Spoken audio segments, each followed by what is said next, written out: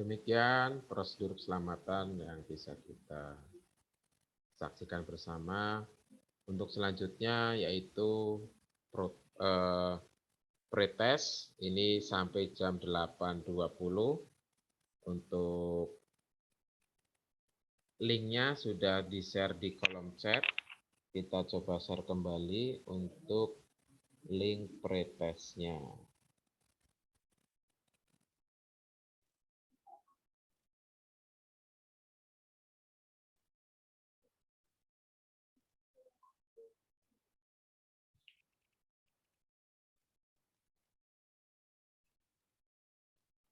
Ya, silakan kita kasih waktu sampai jam 8.20.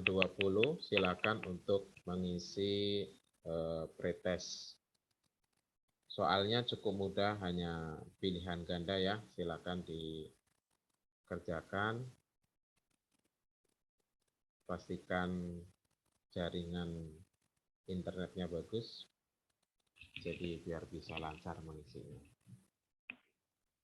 Sambil mengisi kita saksikan atau kita dengarkan ya. Kita mendengarkan biar tidak jenuh.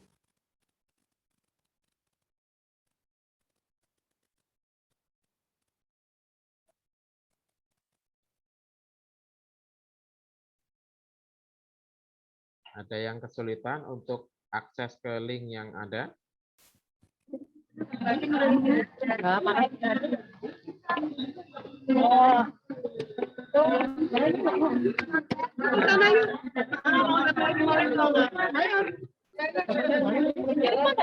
Mana?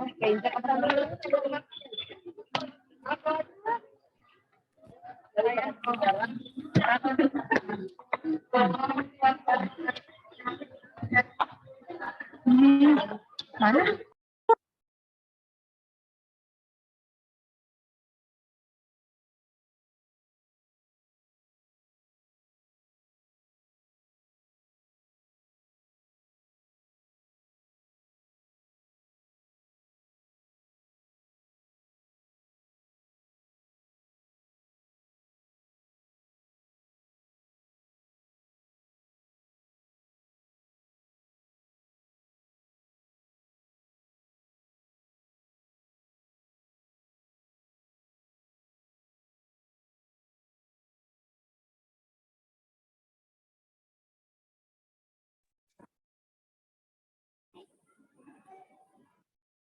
Ada kok kosong lah.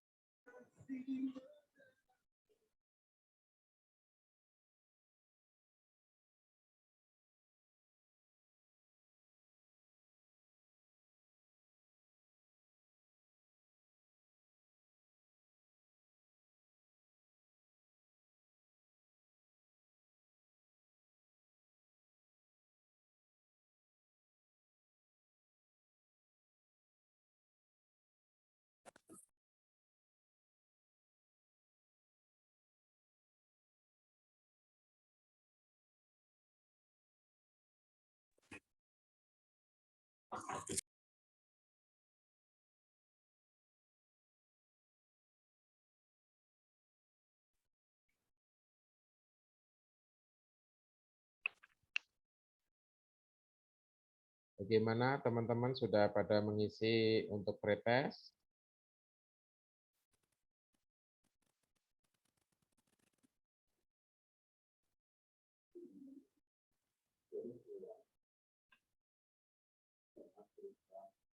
Oh, kirim ulang. Kirim ulang absensi. Oke. Absensi. Siap.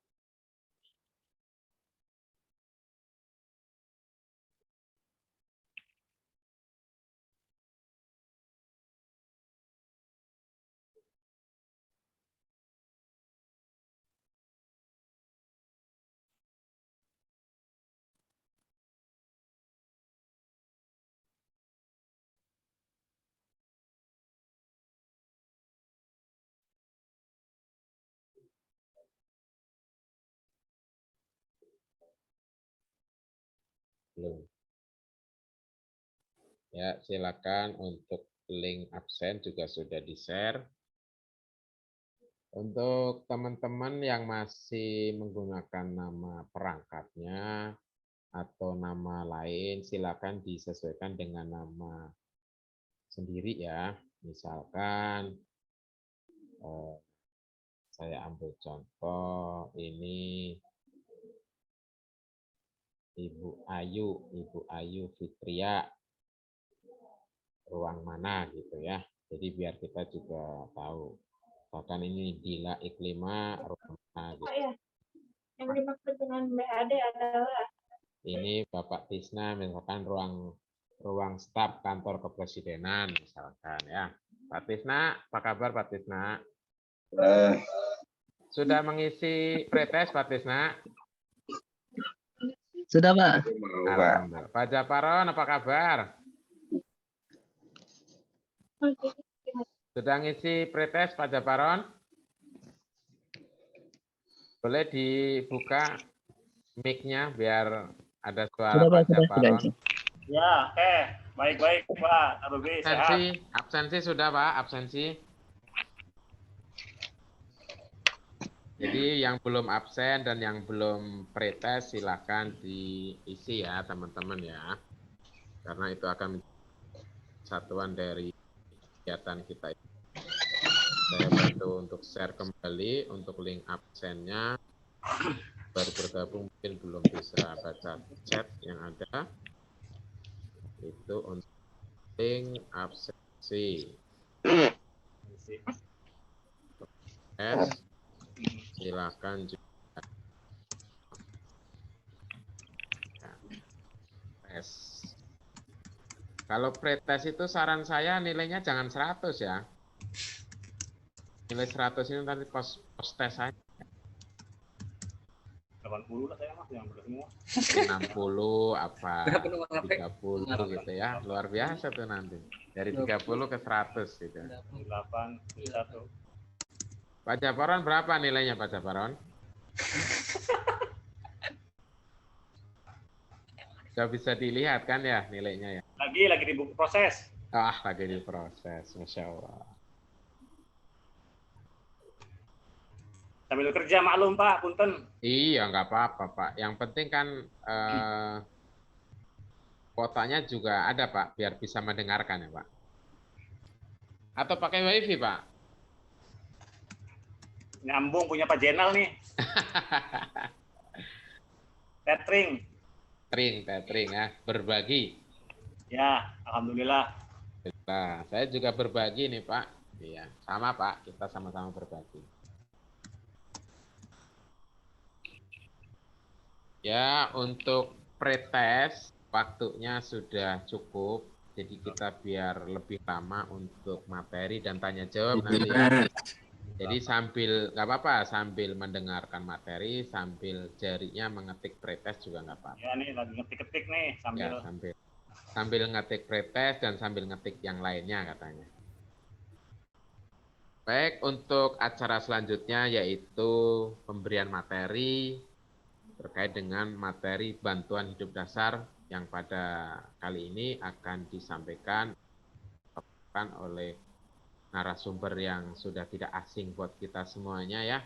Narasumber yang luar biasa, ini didatangkan dari negara mana ya Pak? Thailand, dari negara Thailand katanya. Masya Allah. Kita sambut iya, jangan disambit ya. Bapak Nas Firmansyah, MKep. Mohon kepada beliau untuk menyampaikan materinya. Silakan Bapak. Ya, terima kasih Pak Calbi, SKM, selaku pembawa acara. Terima kasih Bapak dan Ibu, terima kasih jawab semua. Ya, kita review ya, dulu mungkin pernah, jadi kita sekarang ada yang terbaru tentang bantuan hidup dasar. Nah, ini menjadi modal penting buat kita. Sebenarnya bukan hanya akreditasi, tapi kita harus tahu tentang kegawatan baik di dalam rumah sakit maupun di luar rumah sakit.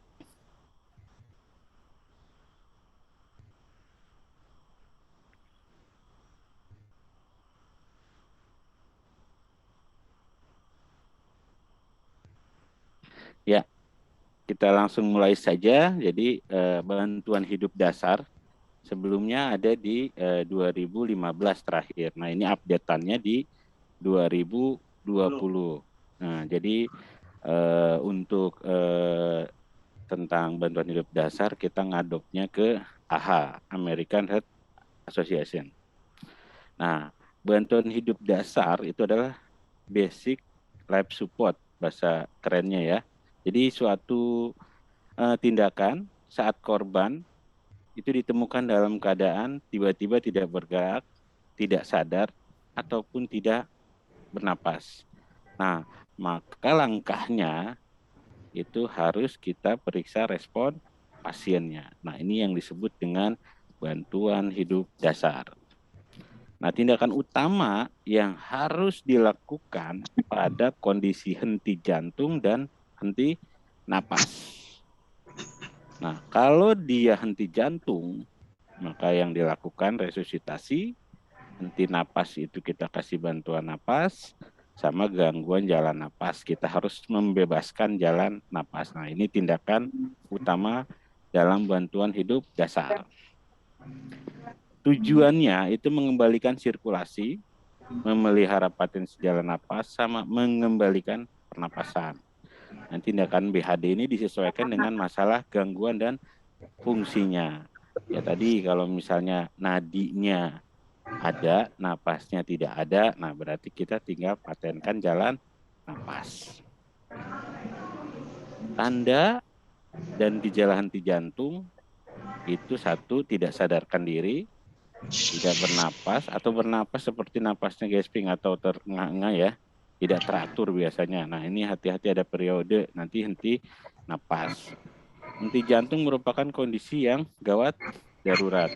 Selama 4-6 menit itu pasokan oksigen tidak ada. Dan ini akan menyebabkan kerusakan otak nih mulai terjadi. Contoh misalnya, nah itu kita gangguan kognitif atau lupa dan sebagainya. Nah, gangguan ingatan. Nah, ini tergantung nanti kenanya di mana, di sistem saraf kita di mana kenanya. Nah, 8-10 menit, nah ini kekurangan pasokan oksigen, ini kerusakan otaknya dapat menetap. Nah, ini bisa juga bahkan sampai kematian. Nah, resusitasi atau RJP yang biasa kita sebut, jadi usaha yang dilakukan untuk menunjang sirkulasi pernapasan tanpa menggunakan alat bantu. Nah, jadi seperti BHD tadi, pada saat kita menemukan korban, jadi kita langsung menolong, ya, tanpa alat dan tanpa obat, sambil menunggu bantuan datang atau pengobatan lanjutan. Itu yang disebut namanya RJP atau BHD. Jadi kita melakukan sendiri, tanpa obat, dan tanpa alat. Nah, ini penata laksananya henti jantung ada IHCH namanya ya. Ini maksudnya intra-hospital cardiac arrest. Nah, jadi yang ada di rumah sakit, kejadian henti jantung yang ada di rumah sakit. Kalau OHCA itu adanya di luar. Nah, poin 1 sampai 5 ini sampai perawatan pasca henti jantung itu di tahun 2015. Di tahun 2020 penambahannya adalah di pemulihan ya. Jadi kita berada di IHCH, maksudnya berada di intra hospital, tapi tidak menutup kemungkinan juga ini terjadi di luar. Nah, makanya kita tahu biar tahu konsepnya seperti apa sih gitu. Ketika terjadi pasien atau korban, kita temukan langkah-langkah apa yang harus kita kerjakan. Nah, ini langkah RJP. Yang pertama itu ada bahasanya sih DRSCAB. Danger, respon, minta bantuan. Kalau di luar kita bisa minta bantuan, tapi kalau di dalam kita bisa mengaktifkan code blue. Nah, danger itu pastikan dulu kita keamanannya. Aman nggak kita nih penolong? Kita menggunakan APD jika tersedia. Kalau tidak tersedia, ya kita kerjakan. Kalau ada sapu tangan, sapu tangan. Pokoknya diusahakan kita aman, ya. Yang kedua, amankan pasien. Amankan pasien, posisinya harus betul dulu. Ya, posisinya kalau dia telungkup, kita baikin dulu posisinya supaya aman. Aman lingkungan, nih maksudnya aman lingkungan itu jauhkan dari lingkungan yang kira-kira membahayakan kita sebagai penolong dan juga pasien. Ya, seperti itu. Nah, ini contohnya kalau ada APD, kalau kita di rumah sakit kan ada, tapi tidak semua. Kalau kita menemukan di lobi, adanya di poli, nah itu bisa langsung dikerjakan.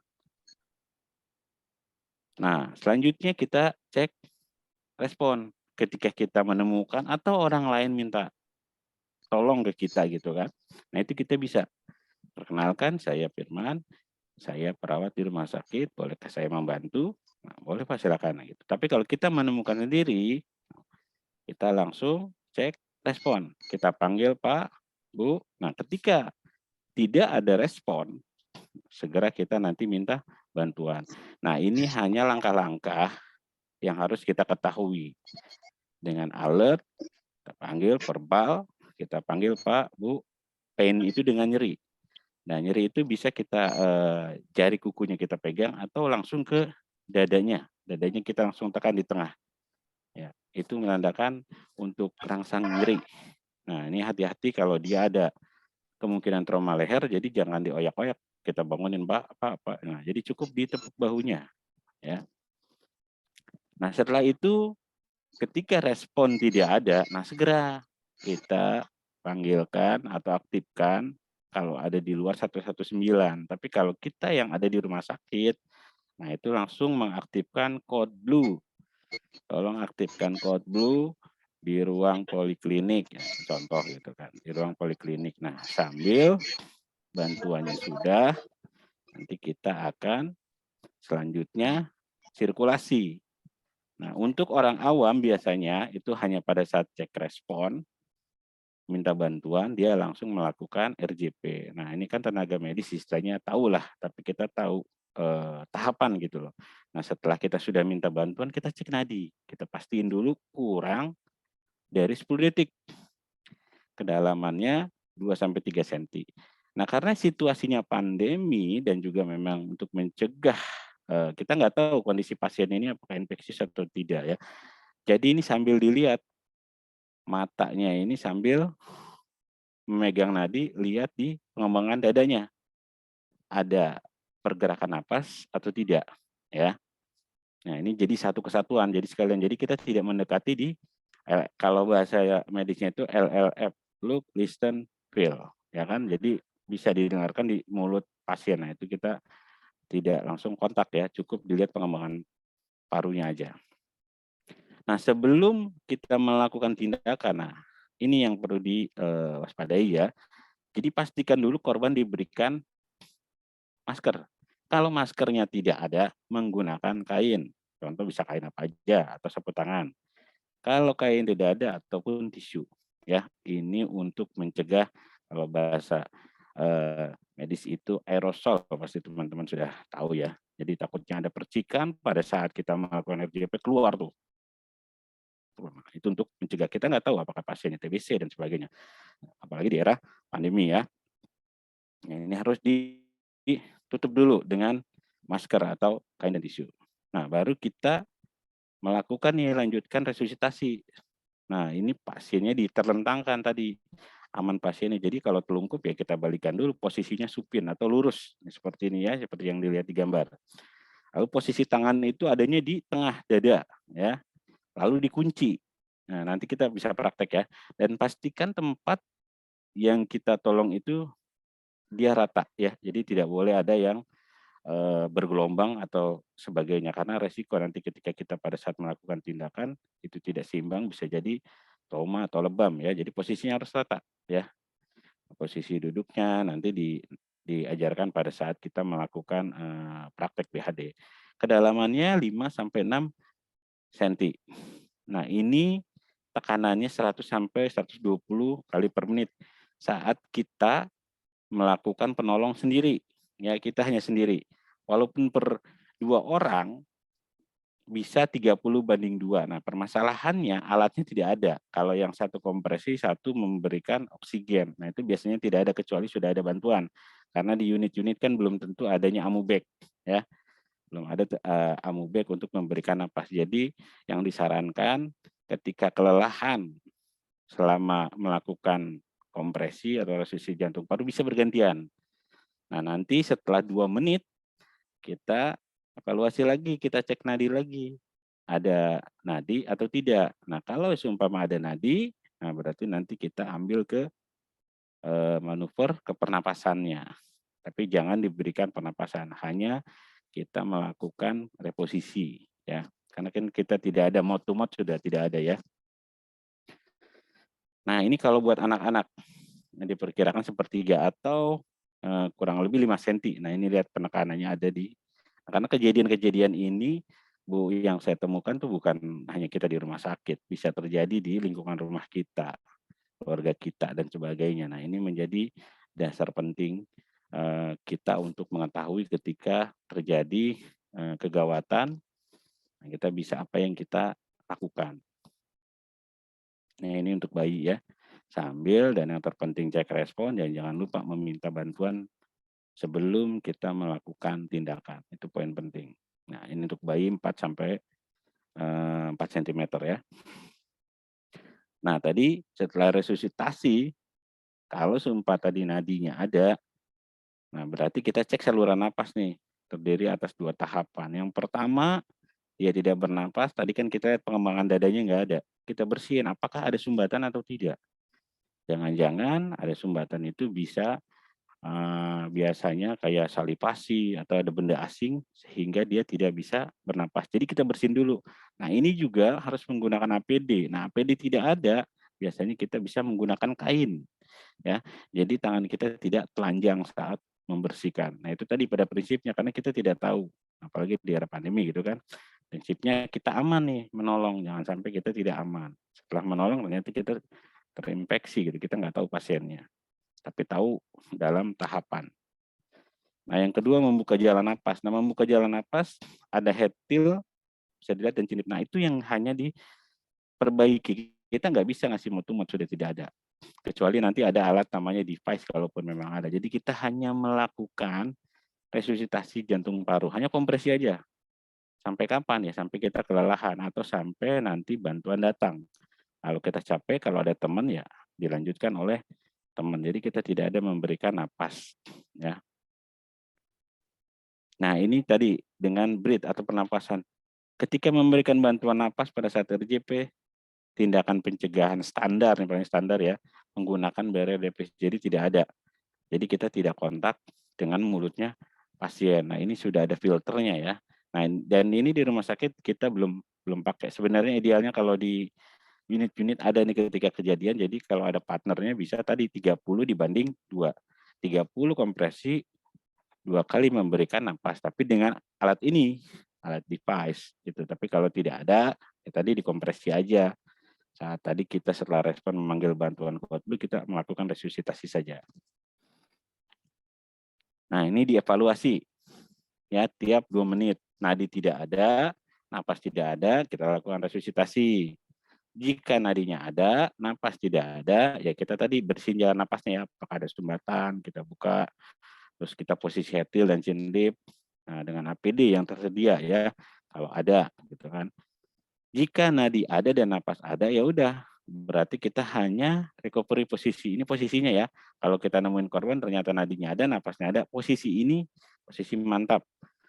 Ya, ini yang harus kita berikan. Karena dengan posisi ini itu akan membuka jalan napas dibanding kita pada posisi supin tadi lurus. Nah, karena itu nanti pada saat pasien tidak sadar biasanya lidahnya jatuh dalam atau kita banyak biasanya air liur ya, itu ngumpul biasanya.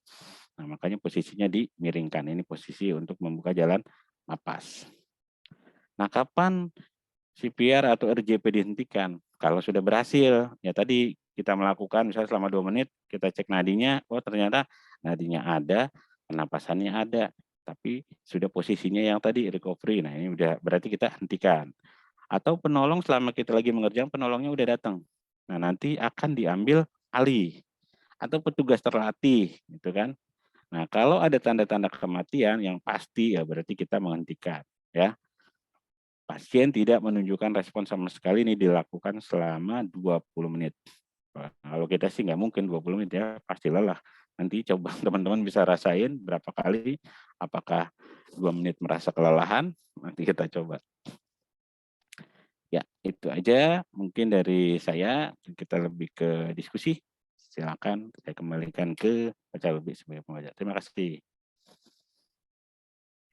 Waalaikumsalam warahmatullahi wabarakatuh. Terima kasih Pak Firman, pemaparan materi yang cukup singkat dan cukup dimengerti, tetapi mungkin ada dari teman-teman yang mau ditanyakan, silakan buka mic-nya atau mau raise hand.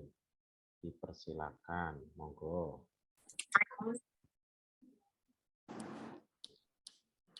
Ya, ada yang mau bertanya?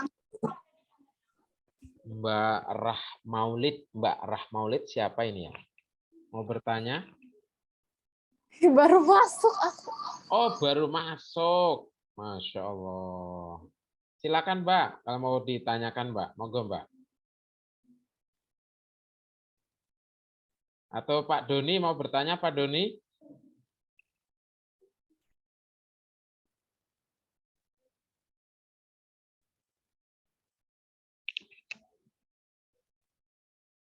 Ini ada yang chat pribadi ke saya nih Pak Firman, mau bertanya katanya, malu kalau di kolom chat Zoom. Assalamualaikum, mohon izin bertanya pada para narasumber Pak Firman.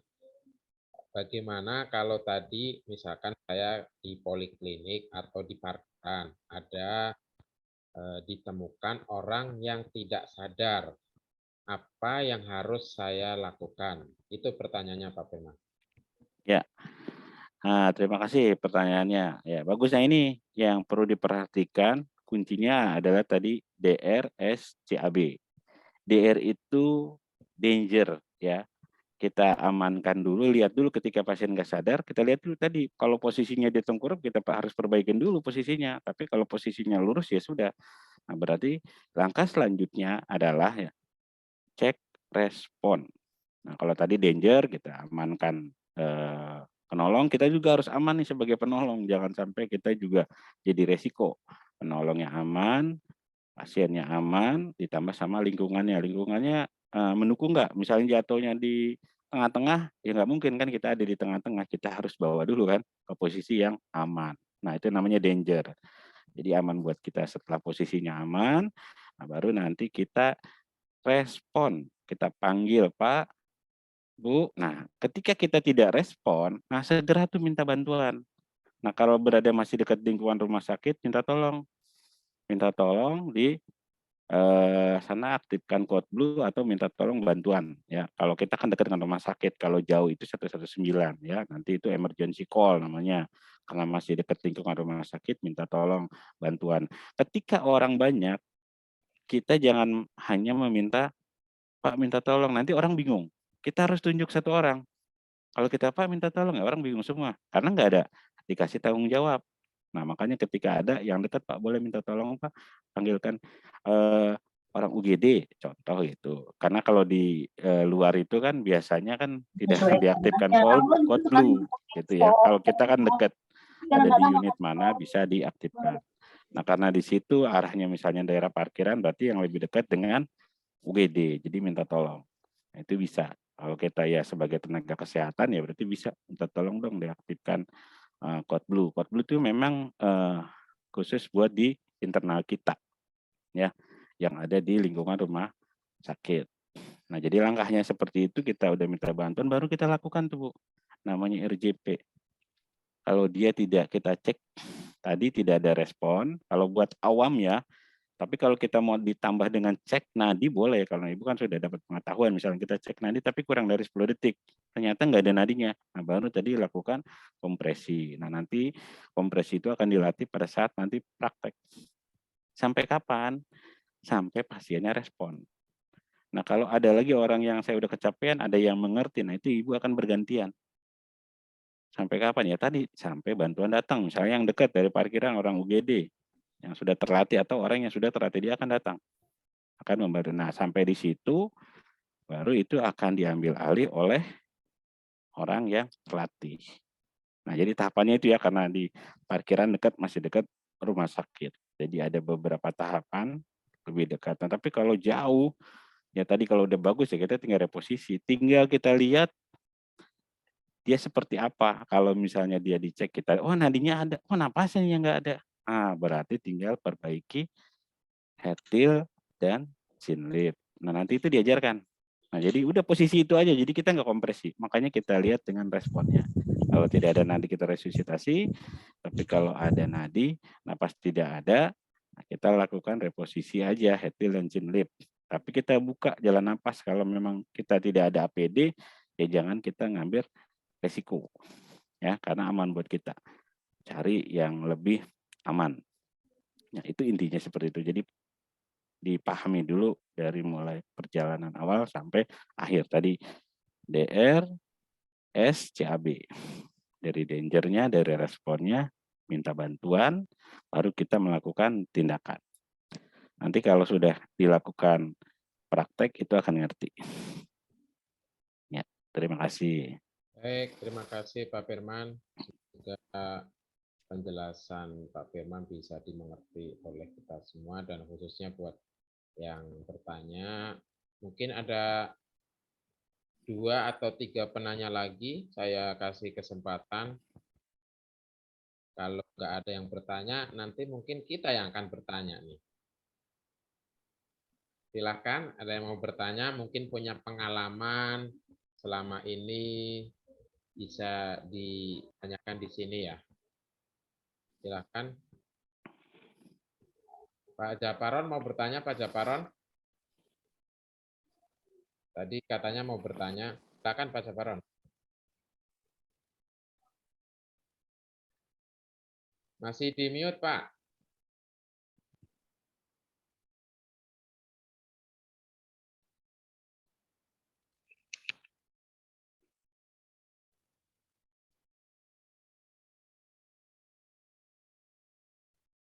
Silakan Pak Japaron. Ada yang mau ditanyakan?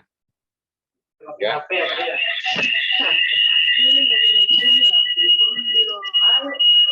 Sudah saya spotlight nih Pak Japaron, sudah kelihatan oleh semua orang.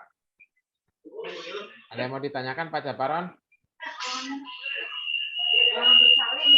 Pas. Jadi gini, pokoknya intinya ini kan kita berada di dalam rumah sakit, saya kasih tahu. Nah kalau ini kejadiannya, ada yang nanya? Ada yang nanya nggak? Ya, lanjut Pak Firman. Nah, jadi kalau ini terjadi di dalam lingkungan rumah, nah bagaimana gitu kan? Kan boleh dikasih napas, boleh. Dengan mouth to mouth, boleh, silakan. Karena yang tahu kondisi pasiennya itu atau kondisi keluarga kan kita. Kita mau membantu keluarga dengan maksimal. Ya, tapi yang terpenting ada tadi respon dan minta tolong. Kalau bantuan hidup dasar kan ini kan artinya kita berusaha ya, usaha untuk mengembalikan posisi nyawanya atau menghindari dari kecacatan gitu loh.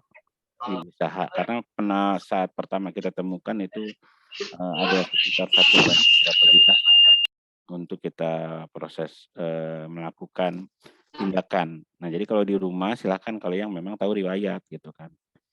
Tapi kalau misalnya kita tidak tahu riwayat, misalnya tetangga kita jangan. Ini kita sesuai dengan prosedur aja. Ya, sesuai prosedur APD-nya dipakai. Tapi kalau yang orang-orang dekat aja yang kita tahu riwayatnya gitu, misalnya tidak ada penyakit, ya kita sudah terlatih, boleh. Kayak saya nih misalnya, ada keluarga saya, ya saya bisa mengerjakan, tidak harus kompresi aja. Saya melakukan 30, 2 kali saya kasih napas, lanjut saya kompresi lagi, kasih lagi 2 karena saya terlatih gitu. Jadi nggak harus kompresi. Kompresi itu hanya dilakukan khusus orang awam atau orang yang tidak tahu. Jadi hanya menekankan dada tapi ditahu cara teknik namanya RJP berkualitas. Terus itu aja dilakukan sampai kapan tadi? Sampai respon. Ada respon. Pasti kalau ada respon dia bangun ya ketika ditekan. Nah, tapi kalau tidak ada ya kita sudah capek, kelelahan ya udah stop untuk dilakukan resusitasi.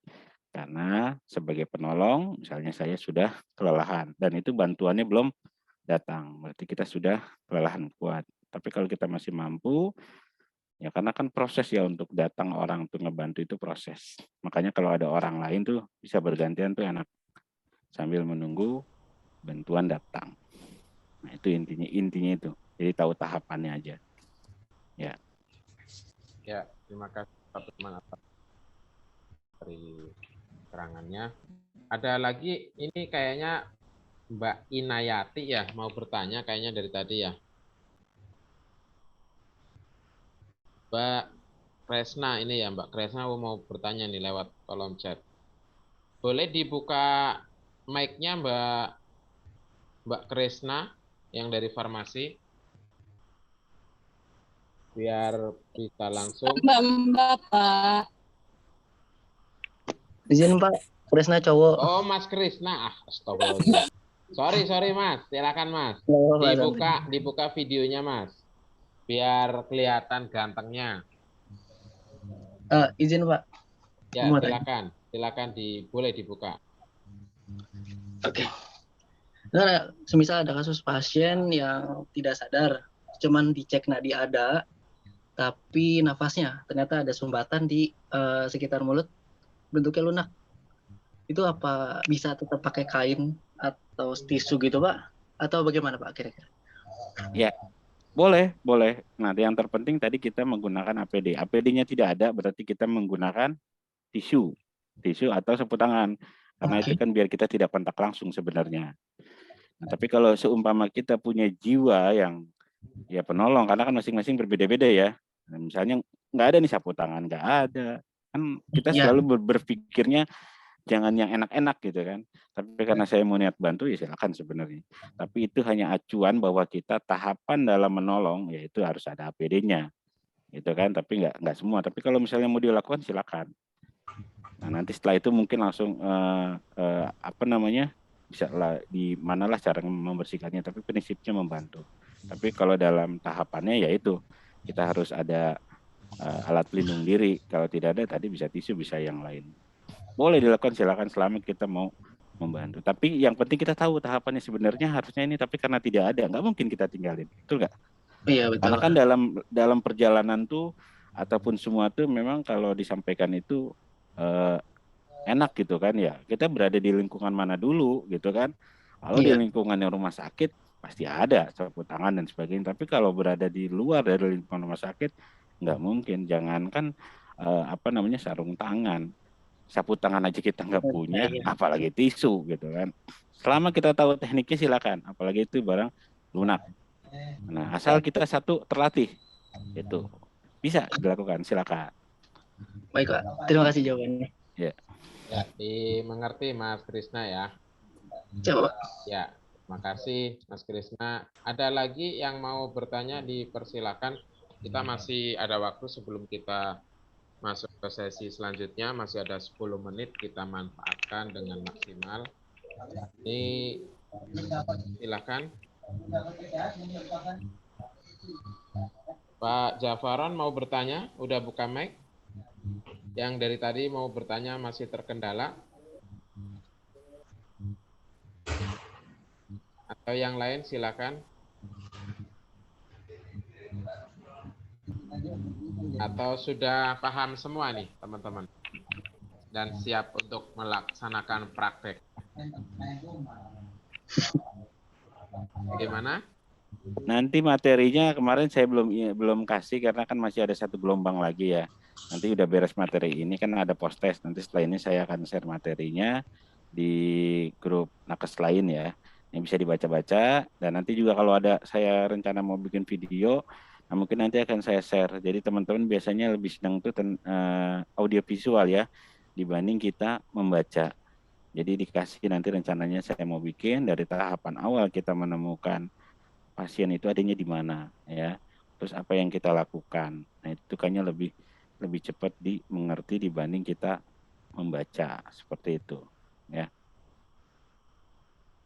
Ya, sepertinya sudah cukup ya, atau bagaimana nih Pak Fir? Kayaknya udah nggak Udah sabar cukup nih paham untuk sepertinya. praktek ya. Mm-mm. Karena yang penting adalah selain memang materi yang diberikan pada sesi online ini, nanti finalnya adalah teman-teman datang ke diklat secara bergantian. Praktek. Jadi cukup mungkin ya Pak Firman ya? Cukup. Kalau ada yang mau langsung setelah ini silakan. Mungkin kan teman-teman juga ada yang dinas malam ya. Daripada nunggu nanti jam 10, saya stay di sini. Silakan jadi melakukan praktek dulu, setelah itu boleh langsung kembali pulang. Saya mau langsung izin nih. Jadi kita fleksibel ya. Oh, Fleksibel. Pak Japaron ya, Pak Japaron. Mau tanya Pak Sarubi, langsung Silakan aja. Pak Japaron. Bentar, saya spotlight dulu Pak Japaron. Ya, silakan.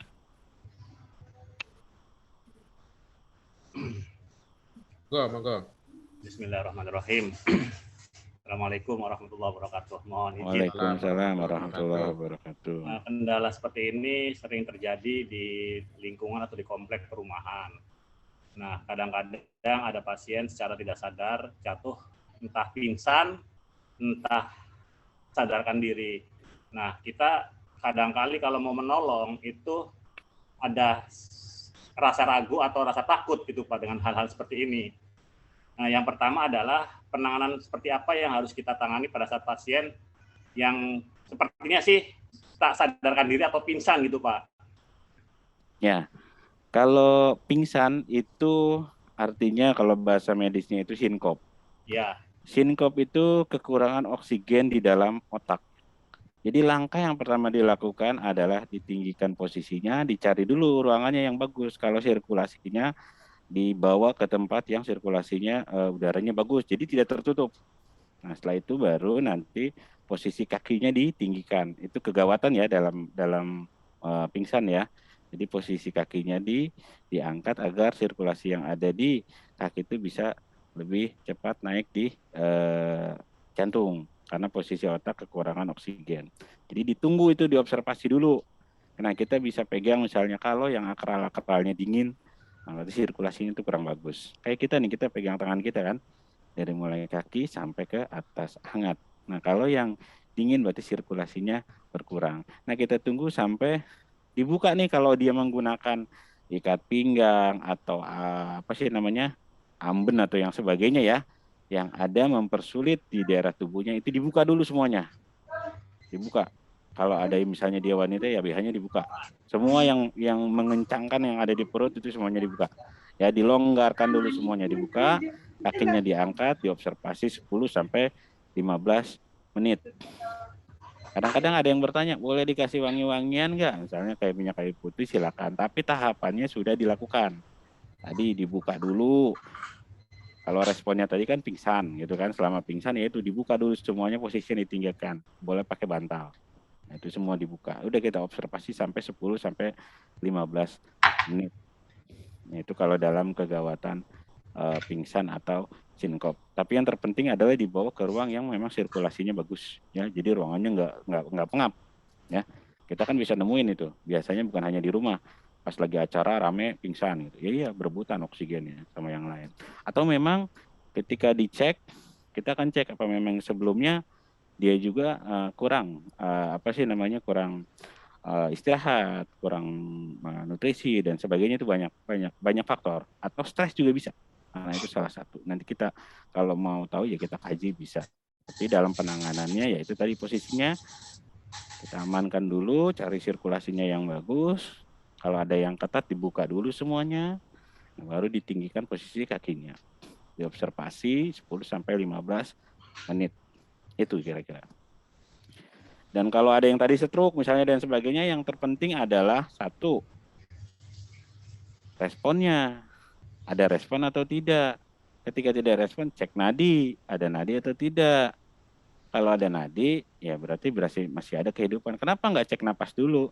Ya karena kan nadi itu adanya jantung. Kalau jantungnya berhenti, semua aktivitas itu akan berhenti. Nah, kenapa itu? Makanya yang pertama dicek itu adalah nadinya, tidak napasnya. Nah, kalau nadinya tidak ada, semua kehidupan tidak ada. Nah, jadi tahapannya seperti itu. Cek respon, ada respon, terus nadinya ada, napasnya ada, tinggal perbaiki posisi. Jangan lupa minta bantuan sambil kita memperbaiki posisi dan sebagainya dan tindakan apa yang kita lakukan. Kalau nggak berhenti ya kita LJP. Begitu kira-kira. Sebenarnya materi untuk kegawatan itu banyak, bukan hanya ini aja gitu kan. Ada choking, ada nyeri dada, ada banyak sebenarnya. Cuma ini kegawatan yang memang harus kita bantu untuk menyelamatkan nyawa dan mencegah kecacatan. Itu poinnya. Kalau mau diskusi di tempat lain boleh. Ada di kolom chat ini ya, email saya ya, kontak personnya. Oh iya, ini. Kita sharing keilmuan. Ya. Ya begitu Pak Japaron untuk jawaban dari pertanyaan tadi. Semoga dipahami dan dimengerti. Bisa dipahami ya Pak Japaron ya? Ya mungkin buat semua juga. Jadi kalau udah tahu ya biasanya kita ya tenang dulu. Ya panik sih wajar. Kalau namanya suatu kejadian biasanya panik itu karena kadang-kadang kita tidak tahu. Biasanya panik itu kan mau harus mulai dari mana. Tapi kalau kita sudah tahu langkahnya, usahakan tenang. Nah, ikuti alur yang prosedur yang sedang kita pelajari ini. Ya, jadi kita tidak mengerjakan sendiri, sudah tahu langsung meminta bantuan. Silakan minta bantuan yang boleh ke tetangga dan prinsipnya kegawatan jangan meninggalkan korban pada saat dia tidak sadar kecuali meminta bantuan. Biasanya kan kabur gitu kan. Nah, jadi kita meninggalkan itu boleh tapi dalam catatannya kita meminta bantuan. Itu poin. Terima kasih Pak Firman. Ada lagi teman-teman yang mau didiskusikan atau sebenarnya nanti kalau memang masih ada penjelasan dari prakteknya, itu memang bisa langsung ditanyakan saat praktek ya Pak Firman ya. Itu akan lebih real. Nah, cara melakukan resusitasi yang baik dan benar, baik buat pasiennya, baik juga buat si penolong atau kitanya ya. Jadi jangan sampai kita menolong tapi kita jadi cedera ya. Nanti akan kita sampai praktek. Waktunya sudah cukup saya kira Pak Firman. Mungkin untuk sesi selanjutnya nanti ada post test. Nanti bagi teman-teman yang kalau memang masih unek-unek itu bisa ditanyakan saat praktek. Sebelum masuk post test, mohon izin kiranya teman-teman bisa membuka videonya. Kita akan melakukan foto bersama sebagai bagian dari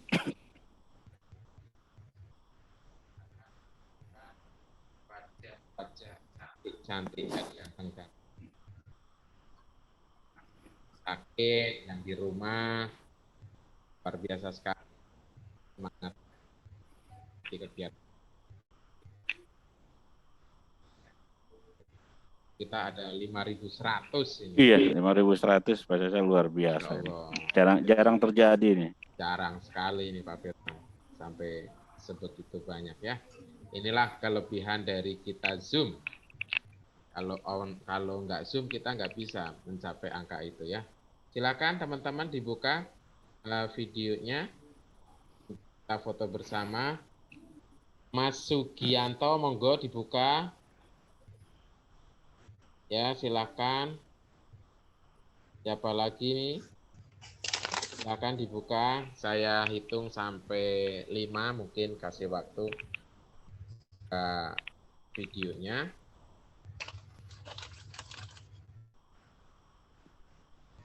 semua ya. Ini di layar saya untuk sesi untuk layar pertama sudah terbuka semua, jadi akan saya jepret dulu ya. Senyum, pasang senyum maling manisnya ya Mbak Dila ya, senyum manisnya Mbak Dila ya. 1, 2. Iya, tetap pasang senyum manis ya, jangan berpaling dan berpindah ke lain hati ya. Asik. Nah, untuk slide selanjutnya, ini slide selanjutnya silakan ada Mas Rahniawan. Silakan pada dibuka nih, Mas Doni, Pak Tisna belum dibuka, silakan yang lain juga yang belum dibuka, yang memungkinkan untuk dibuka videonya, monggo. Saya masih menunggu sampai 5 detik aja, jangan banyak-banyak, jangan lama-lama. Kering muka ininya, bibirnya. Silakan. Baik ya. Kasih senyum yang paling manis. Mbak Ayu, ya Mbak Ayu silakan senyum manisnya Mbak Ayu. Ya, Mas Panji, silakan Mas Panji. Senyum terbaiknya. Udah Pak, siap. Siap ya. Oke, 1, 2. Oke, terima kasih. Nanti untuk slide selanjutnya. Terima kasih kepada yang sudah kita bersama. Untuk acara selanjutnya yaitu acara post test, gitu ya. Jadi acara post test ini saya pikir cukup 2 menit juga kayaknya sudah beres Pak Firman nih. Soalnya sudah paham semua. Iya, jawabannya udah semua. Iya. Tapi tadi saran saya boleh sih itu. Kalau pretest itu jangan 100 gitu ya. Untuk link post test itu sudah ada di kolom chat. Silakan teman-teman diklik, diisi. Itu dikasih waktu sampai jam 9:20. Jadi silakan diisi. Sudah ada linknya. Nanti setelah mengisi post test ini, teman-teman secara otomatis silakan yang memang mau langsung pagi ini, kita tim panitia juga sudah ready di Diklat untuk melakukan praktek resusitasi atau bantuan hidup dasar ini. Jadi silakan langsung menuju ke Diklat lantai 3 ya, di gedung visi. Sambil break silakan bawa dan apa disiapkan nih Pak Firman? Oh, kita siapkan. Oh, Kita servis. alhamdulillahirobbilalamin. Jadi teman-teman semangat ya. Jadi kalau nanti ke Diklat ada coffee break. Sudah disiapkan sama panitia. Ya, silakan untuk prosesnya sudah ada linknya ya. Saya ngecek apakah teman sudah ada yang isi apa belum ini. Nanti yang belum absen atau belum pretest, minta linknya kalau belum pretest tadi. Karena ini baru 42 yang sementara untuk peserta 100. Jadi masih kurang banyak ya. Masya Allah.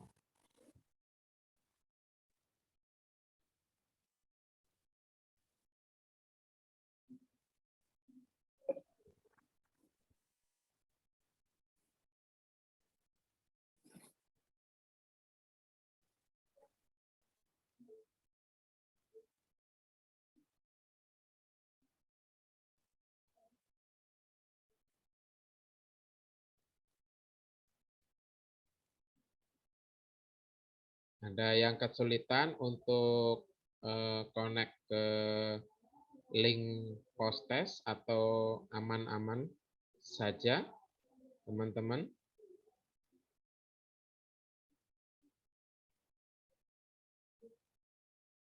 Kalau memang ada yang kesulitan untuk akses, boleh di chat, di kolom chat, atau bagaimana untuk dikomunikasikan ya.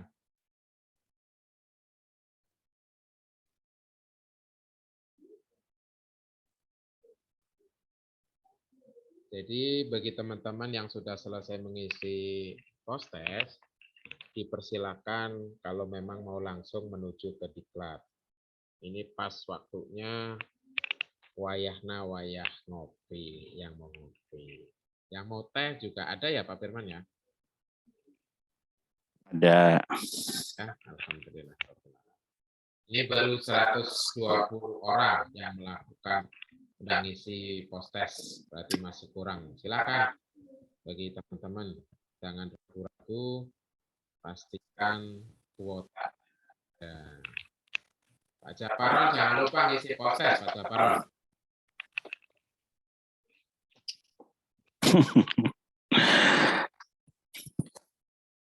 Sudah ngisi belum Pak Japaron? Udah ngisi tadi, ngisi lagi. Isi lagi Pak, sekarang post-test. Ada linknya ada di kolom chat Pak. Kalau tadi pre-test, sekarang post-test. Ada pembuka, ada penutup Pak. Biar afdol. Ini saya share lagi Pak. Ya, monggo.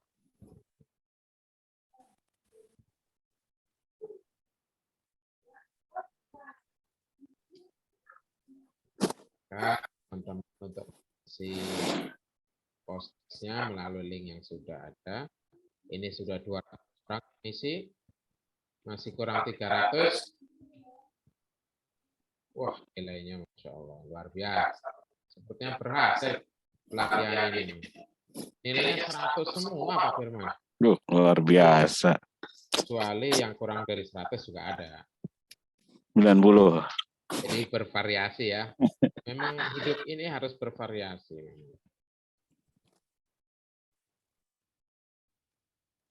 Ya, teman-teman, ini baru 210 yang mengisi. Assalamualaikum Pak, izin bertanya Pak. Ya, dengan siapa Mas? Dengan Marwan. Oh, Mas Marwan dari Bang Dara Pak. Bang Dara, Mas Iya. Marwan. Saya spotlight dulu Mas, biar kelihatan. Mas, sebentar. Untuk waktu prakteknya Pak, dari jam berapa sampai jam berapa Pak? Jam 14 terakhir. Sampai jam 2 siang Mas.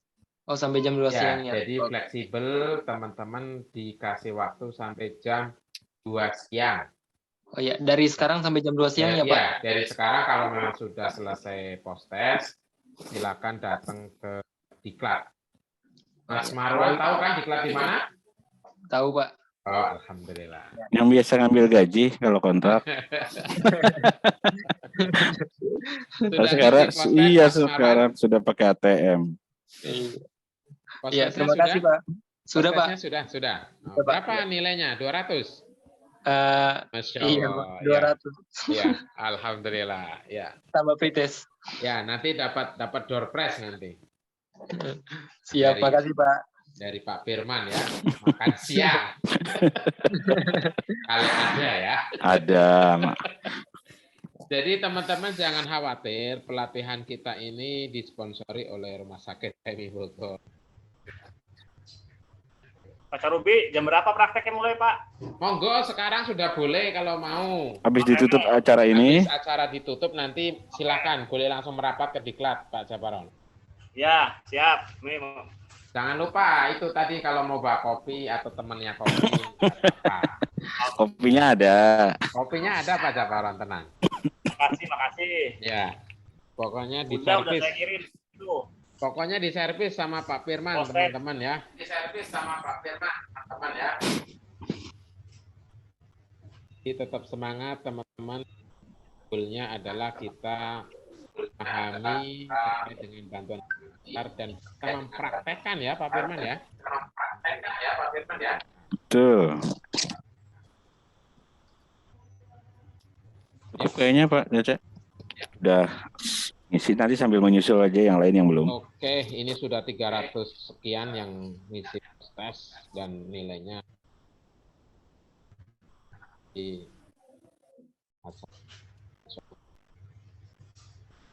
Baik, teman-teman sekalian, tanpa mengurangi rasa hormat kepada teman-teman sekalian,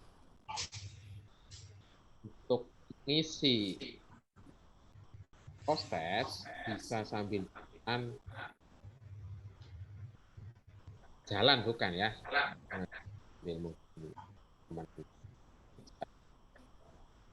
Nanti ke diklat, ya, boleh dilaksanakan.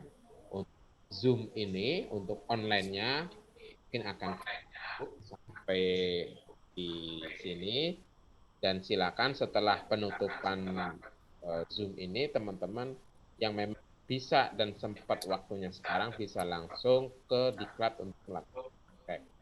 Intinya prakteknya adalah dari setelah Zoom ini ditutup sampai nanti jam 2 siang ya. Jadi kalau sudah lebih dari jam 2 mungkin panitia sudah tidak ada di tempat gitu. Jadi disayangkan sekali kalau tidak sampai kepada praktekum, karena itu yang paling penting kita sebagai satu kesatuan yang memang tidak bisa dipisah-pisahkan. Terima kasih mungkin dari saya mengucapkan terima kasih sumber kita Bapak Swirkap yang sudah memberikan serinya buat kita. Semoga kita bisa memahami dan bisa mempraktekkan apa yang menjadi suatu harapan kita, terutama dalam rangka kita mau melaksanakan akreditasi rumah sakit. Jadi sebenarnya sih bukan karena mau akreditasi ya teman-teman, memang kita diwajibkan untuk bisa memahami terkait dengan bantuan hidup dasar ini. Gitu. Saya atas nama pembawa acara, maaf apabila ada kesalahan kata. Sekali lagi kami ucapkan kepada para peserta yang sudah antusias mengikuti acara kita di hari ini. Atas nama waktunya sekali lagi mengucapkan terima kasih dan ditunggu kedatangannya dari teman-teman untuk melaksanakan praktek ini. Untuk wabillahi taufik wal hidayah. Assalamualaikum. Waalaikumsalam warahmatullahi wabarakatuh. Terima kasih semuanya. Zoom saya pertahankan sampai 9:30. Barangkali masih ada teman-teman yang memerlukan link untuk post test ya. Terima kasih.